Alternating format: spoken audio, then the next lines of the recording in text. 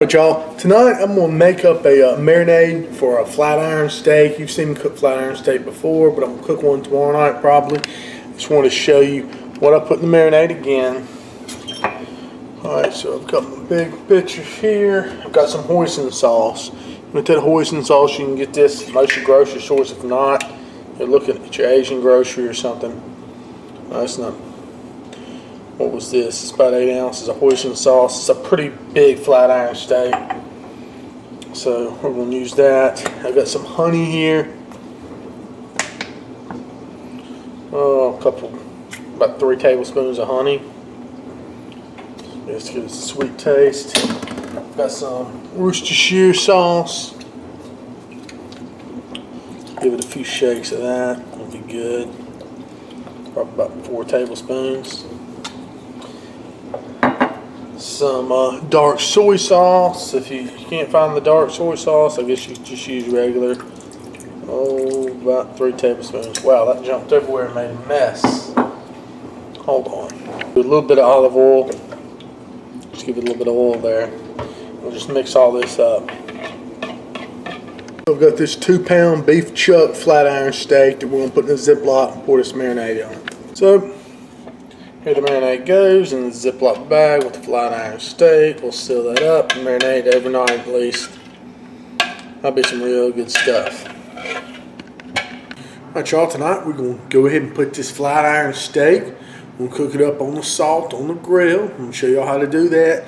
First off, of course, I'm going to put my salt in a cold oven, start about 230 degrees. We're going to stage it up to get it ready to go on the hot grill, okay? Then we're going to get this flat iron steak ready. I had this flat iron steak marinating from last night. It's in this bag here, which is marinated with no salt. Really has a little bit of soy sauce, but not much. I'm going to dump the marinade out. I'm going to pat the flat iron steak dry, and I'm going to show you how we're going to set it up.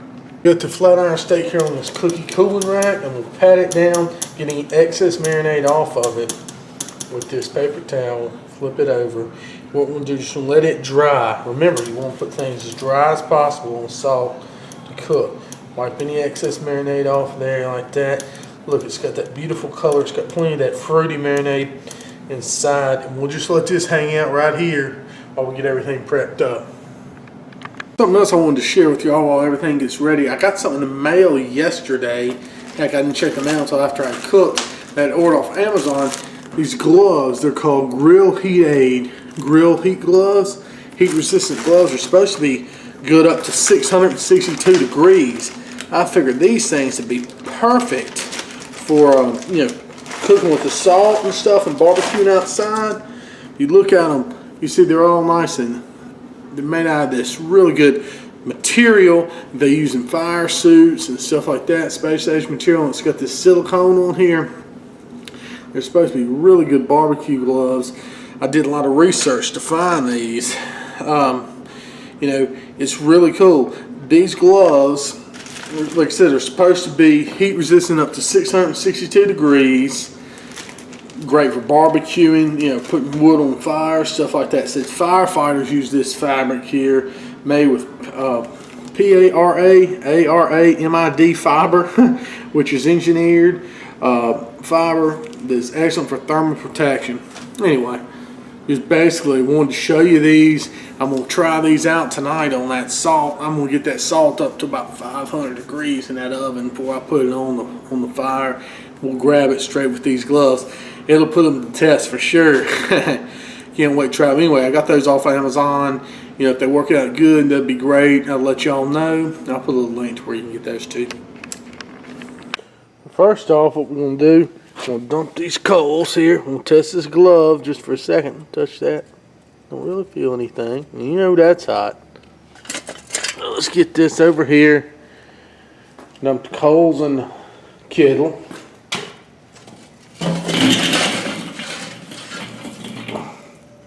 Alright, now let's go get that salt. First, let's do something maybe stupid. Let's touch this thing.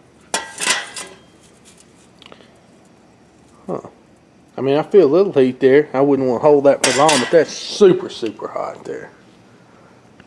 Yeah, now that I actually set that down, I can feel the heat radiating a little bit. didn't fire me by any means, but like I said, you wouldn't want to hold something like that for long. But I mean, that's probably well over, you know, that's probably 800, 900 degrees or something there.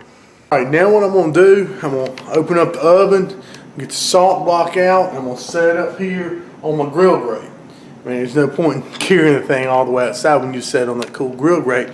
But we're gonna test it. I'm gonna go ahead and show you. If I can zoom in here a little bit, if you can see, that oven is heated all the way up with that salt in there to 525. All right, so it's not all the way to 600 degrees, but you know, we don't take many chances here. We're gonna go ahead and get this out. Let's see how it does.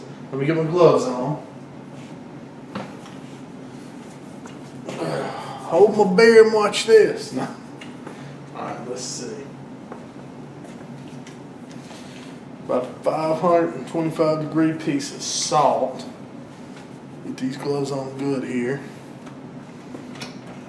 Let's see how it does. Ooh. That's hot. Alright. Now I'm holding this. I'm not really feeling any heat. I'm starting to feel a little bit of heat now.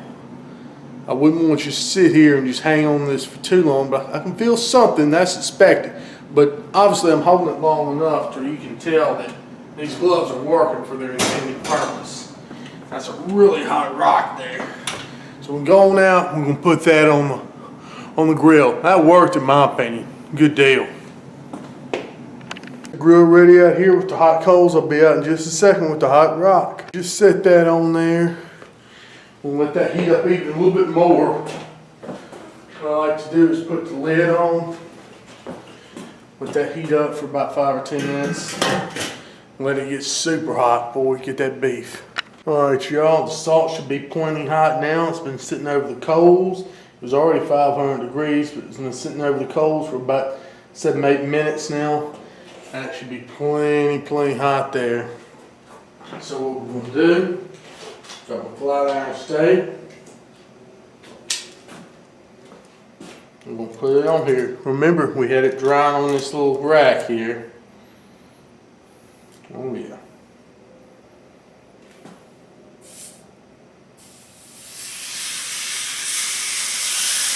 Just like that. Good thing we didn't get one that was any longer. We'll let that grill, I like to do on my flat irons about 4 minutes aside, about 4.5 or so. So we'll let that sit there for about 4 minutes and we'll come check it.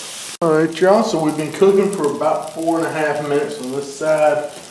Go ahead and give it a flip. Here. Oh yeah.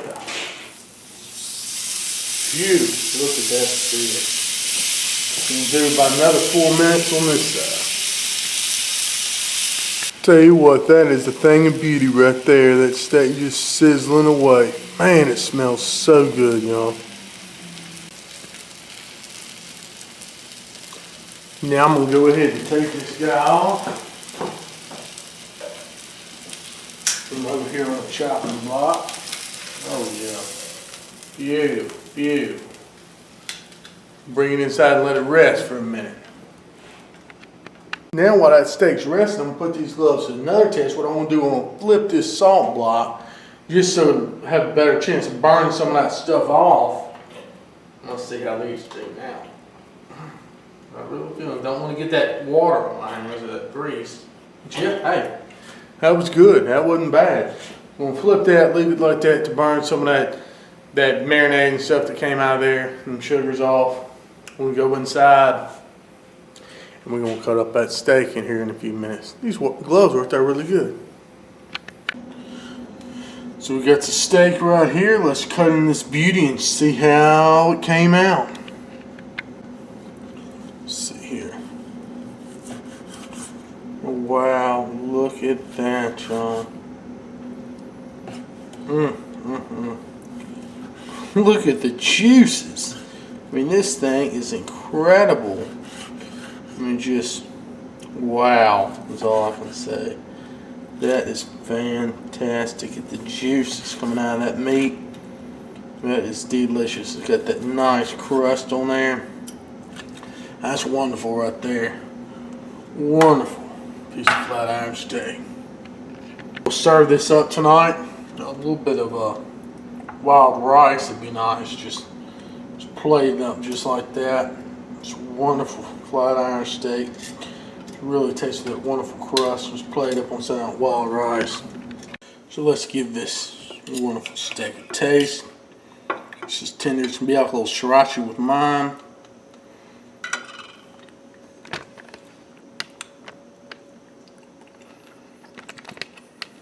Oh wow.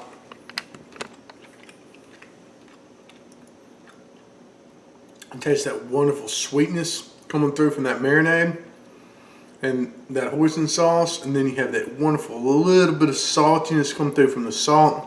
It's so juicy though, not dry at all, just perfect. Perfect little crust on here. Let's try some more of this, y'all. This is awesome. Let me find a piece with that crust on there. Oh yeah, with that outer crust. That's what I'm looking for. That's a good piece. Look at that. There's so much flavor packed in there. This is delicious.